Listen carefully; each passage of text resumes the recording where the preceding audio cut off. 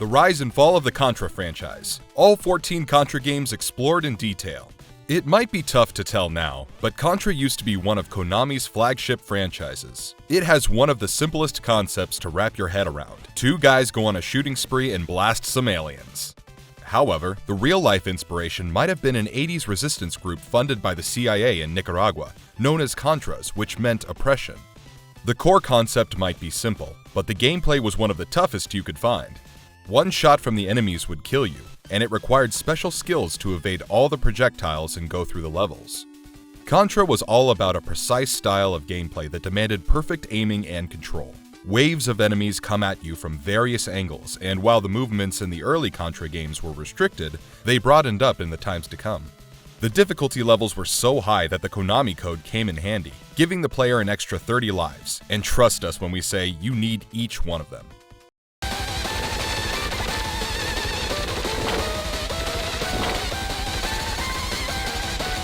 The history of this franchise is over 30 years now, and it is full of controversies from censorship to plagiarism. Contra had to be censored heavily in Europe, especially due to the strict rules in Germany. As a result, the names of some of the games were changed to Probotector, and the human characters were replaced by robots.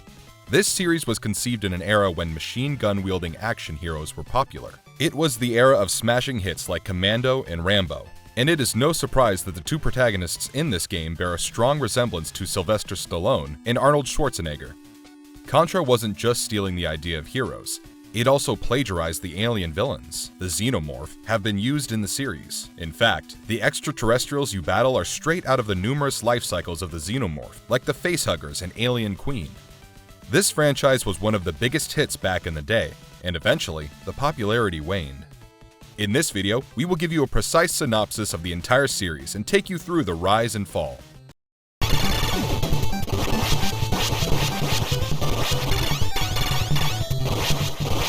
Contra, 1987. The game is premised in the year 2633, where an evil organization called Red Falcon has set up a base near New Zealand. They plan to eliminate the human race, and the only resistance is put up by two commandos, Lance and Bill. They belong to the Earth Marine Corps' Contra unit and specialize in all forms of guerrilla warfare. Once they land on the base, they find out that the enemies are actually controlled by aliens.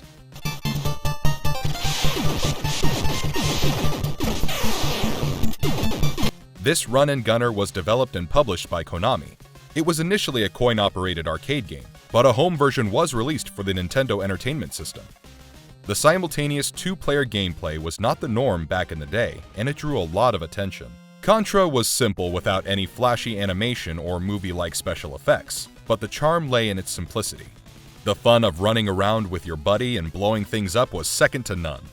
You have unlimited ammo, and you need that because the enemies keep coming. The player can use 4 gun upgrades such as the laser, spread, fireball, and machine gun. The stages vary slightly to give you something different, and you have horizontal moving levels as well as vertical ones.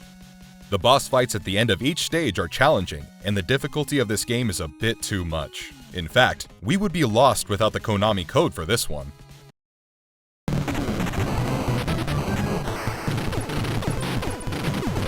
Super Contra, 1988. The story picks up a year after the intense fight with the Red Falcon organization. This time, the alien forces have overpowered a military base and have control over most of the troops. Bill and Lance are summoned one more time to fight them. However, they have a new surprise waiting for them. Besides their former comrades who have been taken over by the aliens, they also have to deal with a mutated form of the creatures that they fought last time. Just like the original game, you can play this one using 2 players at once, where the right one controls Lance and the left one controls Bill.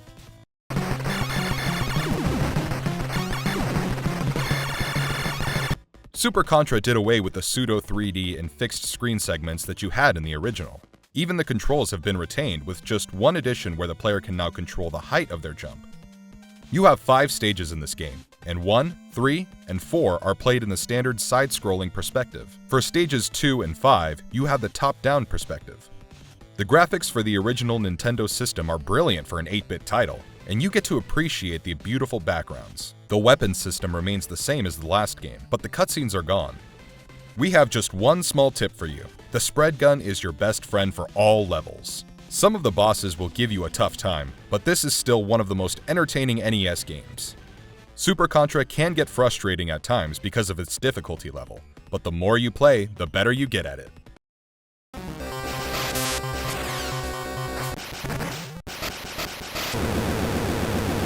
Operation C, 1991. The enemies are back, and this time, they are storing some alien cell in their base. Bill is sent alone this time, and there is no Lance to help him on this mission. In the American version, the enemies are working for Black Viper, an evil galactic entity, while the Japanese version shows them as an enemy nation that wants to use the cells to make weapons. You have to go through 5 stages. The odd number stages are played from the side view perspective, while stages 2 and 4 are played from a top view angle. Operation C does a good job of sticking to the tried and tested formula. The protagonist walks around with big guns and slaughters the evil aliens. The gameplay seems closer to Super C than the original Contra, and the levels are somewhat easier to conquer. However, it still feels like an achievement when you manage to run through several stages without dying. This game was released for the Game Boy, and while the console did not have the power or screen size to tackle the complicated environments of the NES games, it did not disappoint in terms of the visuals. When it comes to the weapons on offer, the laser gun has been removed, but you have a new homing armament that can fire bullets that chase their targets. The sound is simply remixed from the earlier games, and they seem the same as the NES titles. The lack of multiplayer hurts bad, and single-handedly downplays the appeal of this game. Overall, Operation C does hit on most of the aspects that make Contra games so much fun, but the fact that you have to go solo for the mission is quite a bummer.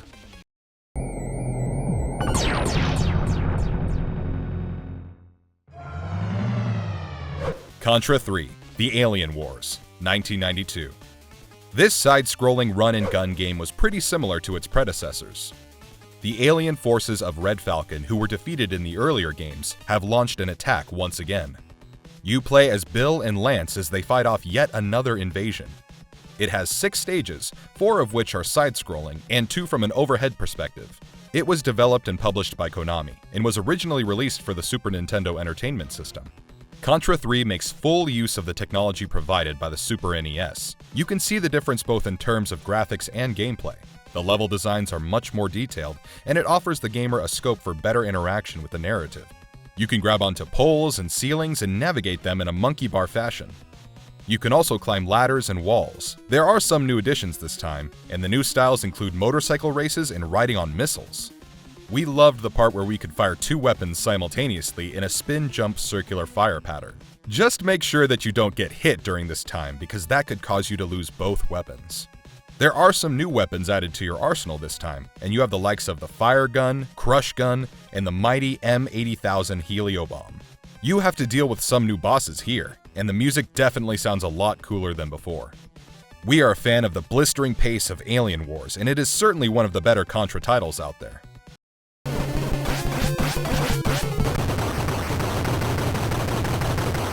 Contra Force, 1992.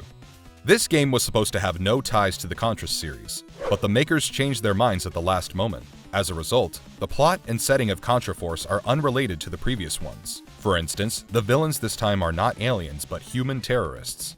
C-Force is a task force that has been formed to protect Neo City from all forms of terrorism. One of their informants brings news that a dreaded extremist organization called DNME is preparing to attack the city. The C-Force must step up and protect their home from this threat. Contra Force was released for the NES, and you must choose between one of the 4 characters, each of whom has their own skill set, weapons, and abilities. For example, Smith is a sharpshooter, and Beans is a demolitions expert. The controls have been retained from the previous games, and the objective remains simple as ever. You just have to get to the end of every stage and defeat the boss who is waiting for you. You don't have the usual one-directional movement, and you can move entirely freely. It is so much fun to blow up stuff and gain power-ups en route to completing the mission. Contra Force does have some added strategy, but the constant slowdown and flicker are quite annoying during the gameplay. The game was supposed to be released in Japan as Archhound, but when the idea didn't work out, Contra Force was born. However, it does feel like an entirely different entity, and the Contra fans would surely agree.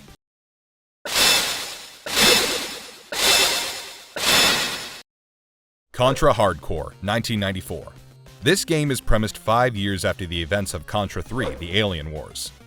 Following the war, there's been a rapid rise in criminal activities, and to control the lawlessness, an elite commando team called Contra Hardcore has been formed.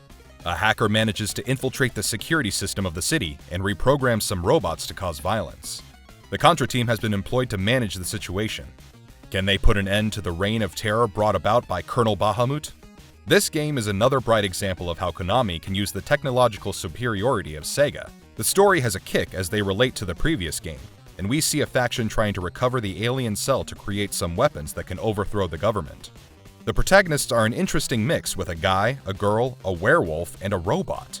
While playing this game, we found a resemblance to Gunstar Heroes, and a lot of the old standby weapons are gone.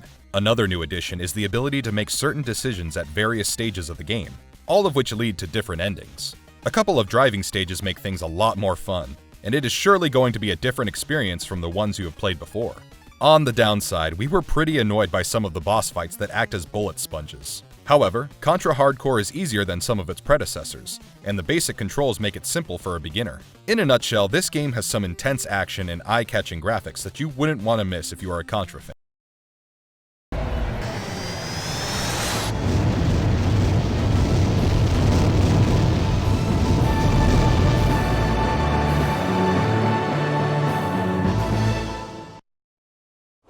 Contra Legacy of War, 1996. In a small country, a dictator named Colonel Bassad is becoming a genuine threat to the world. He has gathered an army of robots, mutants, and aliens to fulfill his dreams of world domination. Ray, powered from Contra Hardcore, is assigned to stop Bassad's plan, and he has 3 of the newest members helping him out. You have to first defeat Bassad and then his alien ally. Once you destroy it, you will find yourself drifting in space alongside a surviving alien bug. In this game, all the characters have similar gameplay except for their signature weapons and speed. The game was produced by Konami, but developed by Appaloosa Interactive. It was released for the PlayStation and Sega Saturn, but the finesse of Konami's game developing qualities was missing. Contra Legacy of War takes place in 3 dimensions, and you must be prepared to fight enemies from all angles. Among the added abilities, ducking and strafing come in very handy, as does the auto-aiming feature that helps you take down aerial targets. The graphics are a massive improvement, but the character designs were a bit lacking. Another disappointing thing is the way it changed the death of the protagonist. Unlike the original games where you would die from one hit, this game has the character screaming in a lame manner. However, the real reason many players were disappointed was because Legacy of War couldn't live up to their expectations. While it was a great step in the 3D generation, the original essence of Contra is somewhat missing.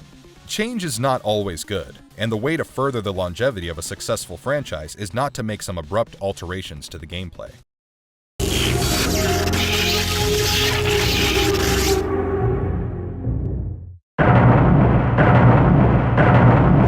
C. The Contra Adventure, 1998. The narrative picks up from where Contra Legacy of War left off. This time, a meteorite with some kind of alien infestation crashes on Earth. It falls near a Mayan temple in South America, and soon the temple is taken over by some otherworldly parasite. The local wildlife is destroyed, and the natives start to disappear. In the face of such a crisis, Tasha from the Contra Force is sent on a mission to infiltrate the alien-occupied temple. When she goes missing in the course of the mission, Ray, who had previously retired, is brought back to look into it. Can they defeat the alien invaders one more time?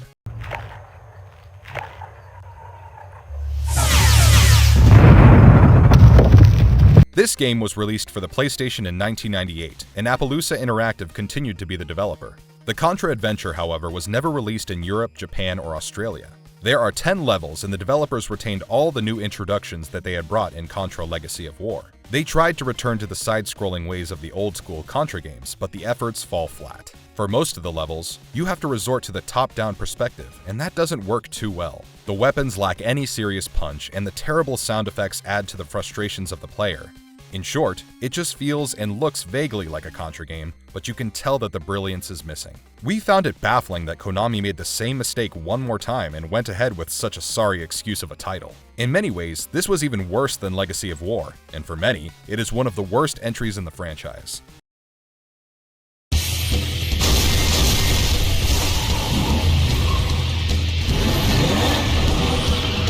Contra Shattered Soldier, 2002. The Earth is burdened with all the intense alien battles that took place, and environmental worries cause further trouble. A hyper-magnetic weapon system malfunctioned, and almost 80% of the population was destroyed on impact. Bill was blamed for this massacre, and he was also accused of murdering his partner Lance. As punishment, Bill was sent to a cryogenic prison for 10,000 years. But things change when a terrorist organization called Blood Falcon threatens the security of the Earth. Bill is released. A cyborg soldier is sent to assist him in this mission of defending the Earth. Bill discovers that Lance is alive, and he is the commander of the Blood Falcon group. He has to take down his old comrade and destroy the terrorist organization for good.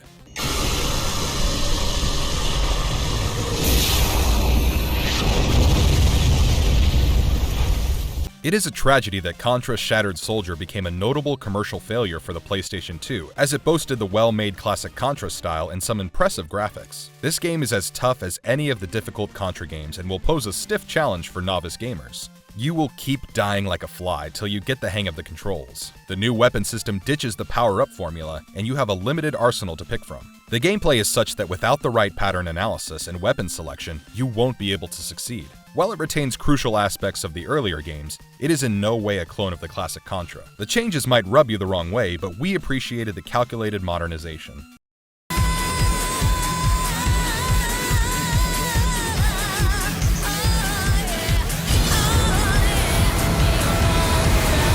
Neo Contra, 2004. The events of this game are a direct follow-up to Contra Shattered Soldier. It is premised in a time where the Earth has become a prison planet where criminals and political rebels are housed. In this lawless society, an organization called Neo Contra has been formed, and the government wants to restore normal civilization. 4 renegade Contras are sent to Earth to deal with the threat, but they make some startling discoveries. They find out that the Neo Contra is merely a facade to create a half-human artificial intelligence from Bill's DNA. Can the heroes put an end to this vile project? Neo Contra was developed by Team Neo Kijirushi and published by Konami for PlayStation 2. The storyline was quite impressive, and it managed to look ahead of the usual Contra game plots. The gameplay too was quite fascinating, and we loved the introduction of some cool sci-fi weapons like the Proton Blaster and Fire Katana. What we appreciate the most about this game is how it integrates components of classic shooters into a 3D world. The fast-paced action will give you an adrenaline rush, and the boss fights are simply epic. You will be at sea without quick reflexes that will help you to dodge the enemies. Every stage is filled with over-the-top projectiles, and it is so much fun to blast through the 5 core stages. The CG cinematic sequences enhance the gaming experience and add to the story. Konami certainly gave us back the thrill we sought in the Contra games, and even with some inadequate presentation, Neo Contra brought a smile back. We just wish the game was longer and a little less challenging. Contra 4, 2007. The story takes off as the Earth is in a peaceful space after the events of the alien wars in Rogue Corps. Red Falcon has been defeated, but a new alien threat called Black Viper launches similar attacks on Earth. The Federation sends in their toughest commandos on a mission to destroy this alien entity and its army of robots and mutants. This game ignores some of the game mechanics that were introduced in the later Contra games and went ahead with the same 2D gameplay that we saw in Contra 3. It was developed by WayForward Technologies and produced by Konami for Nintendo DS and mobile phones. This game clings on the nostalgia of the old-school game design, and if you are a purist, you will love the feel of it. The action in particular is classic Contra, and you have loads of side-scrolling platforming and shooting to do. We must spare a special word for how tough this game is. It is easily one of the hardest games releases of this generation, and you will be troubled by the enemies from all directions. They never stop coming, and the only respite is that the danger comes at the same place at the same time. The player can use this knowledge to stay ahead of the game. In short, Contra 4 is truly a fan service moment for the die-hard Contra fans. If you want to relive the experience of the 8 and 16-bit editions, this is the one to try out.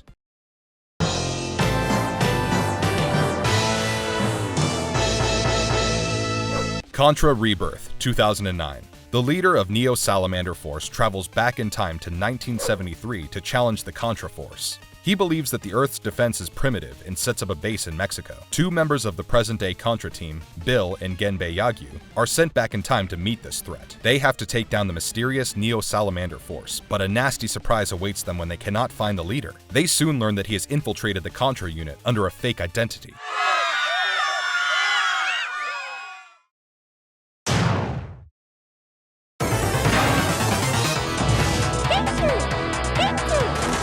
Contra Rebirth was developed by M2 and published by Konami for WiiWare. This is certainly one of the better attempts at crafting an entertaining Contra game, and it hits hard with its challenging gameplay and devastating fun. The story is campy, but the narrative unfolds in some well-drawn cutscenes. There are some ridiculous moments here, such as the one where Bill dodges incoming missiles while riding a moving truck. It is committed to pleasing its hardcore and nostalgic audiences and is a pure shoot-'em-up experience that you will enjoy. The toughness of Contra games is back with Contra Rebirth. Once again, one hit will kill you, and you have to perfect the moves with some tricky jumps braving the rainstorms of bullets. The game does a good job of foreshadowing boss fights, and you have to take on the giants many times before the final showdown. You have the usual weapons at your disposal, and it would have been fun to get a few more. With only 5 levels or so, Rebirth is quite short, and once you perfect the art of it, it's honestly over in a flash. This is a gem for retro gamers.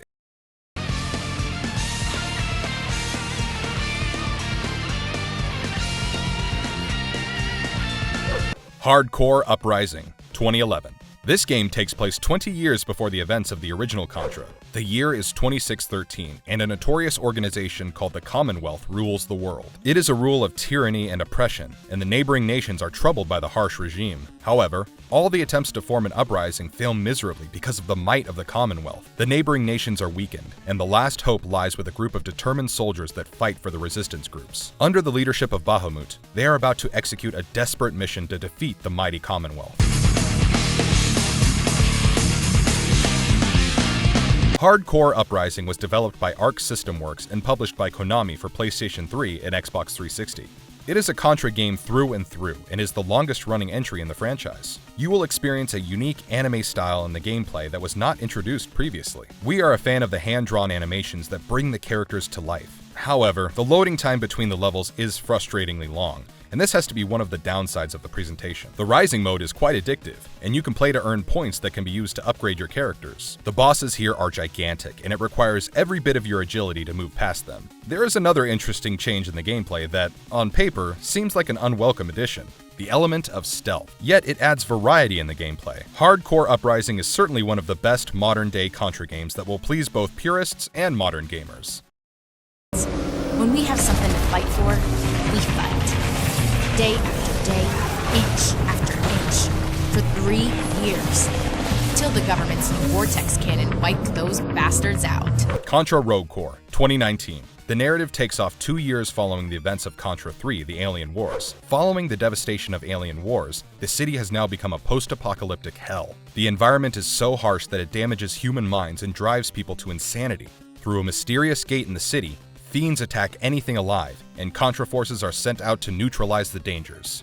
They are the last hope against this threat. Hardcore was developed by Toy Logic and published by Konami for PlayStation 4, Xbox One, Nintendo Switch, and Microsoft Windows. Before you start off with high hopes, let us just say that this is a disappointing effort. Although the narrative claims to be a sequel to the Alien Wars, there seems to be no link, besides a few passing references. If you loved the classic 2D style of run-and-gun action, then know that Hardcore has none of that, and the design choices did not amuse us. We also hated the feature where the weapons would overheat and we were unable to attack for precious seconds. The trademark difficulty of Contra games is missing in this one, and even the enemies that look like bloody red zombies are not that threatening. Hardcore also becomes disturbingly repetitive, and we wouldn't blame you for getting bored. We sincerely hope that the franchise picks up from here because this is definitely one of the pathetic lows.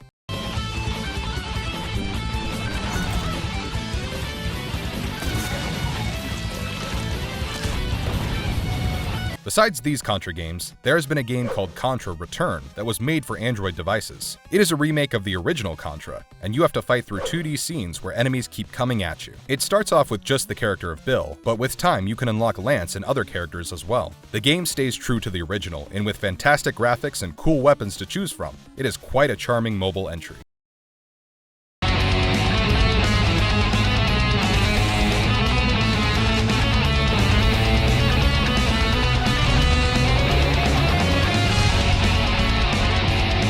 Future of the franchise. Ever since Hardcore, there have been no new Contra games announced. The last release received a lot of flack, and it is not surprising that the makers are taking their own sweet time to address the grievances of fans. A new board game based on Contra will be launched next year. It is a co-op for 1 to 4 players where you have to avoid the obstacles on the board and defeat the boss within a set time.